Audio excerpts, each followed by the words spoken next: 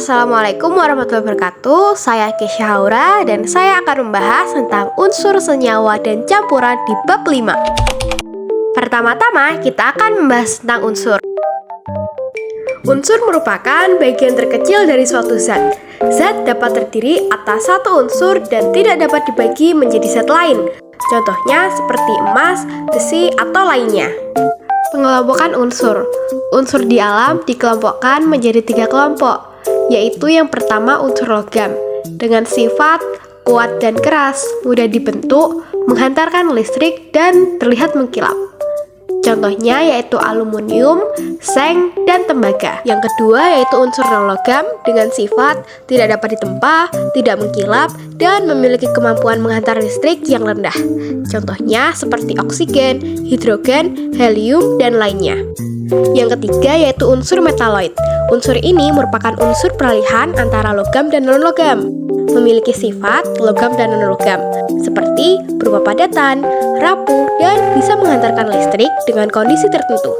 Terdapat 7 metaloid yang sudah dikenal, contohnya sebagai berikut. Selanjutnya kita membahas tentang tabel periodik unsur. Tabel periodik unsur adalah tabel yang menampilkan setiap unsur dalam sistemnya berdasarkan sifat unsur tersebut. Tujuannya adalah untuk memudahkan kita dalam mengenal unsur-unsur tersebut melalui pengelompokannya. Nah, yang terakhir kita akan membahas tentang unsur dan atom. Suatu unsur terdiri atas atom-atom yang menyusunnya.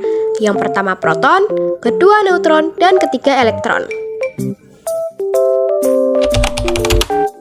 Yang kedua kita membahas tentang senyawa. Senyawa adalah zat yang dibentuk oleh 2 unsur atau lebih. Melalui reaksi kimia, senyawa dapat diuraikan menjadi unsur-unsur pembentuknya. Contohnya seperti H2O atau air dan CO2 atau karbon dioksida. Lanjut, kita membahas tentang molekul dalam senyawa.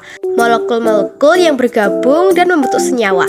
Seperti gambar di samping, molekul karbon bertemu dengan oksigen dan menghasilkan karbon dioksida. Terdapat 2 jenis senyawa. Yang pertama yaitu senyawa organik, yaitu senyawa yang dibentuk dari atom karbon dan hidrogen. Umumnya berasal dari makhluk hidup. Contohnya seperti glukosa dan metana. Yang kedua adalah senyawa anorganik, yaitu senyawa yang dibentuk dari unsur logam yang berkaitan dengan unsur logam atau non-logam lainnya. Contohnya seperti garam dapur ataupun air. Yang terakhir, kita membahas tentang campuran.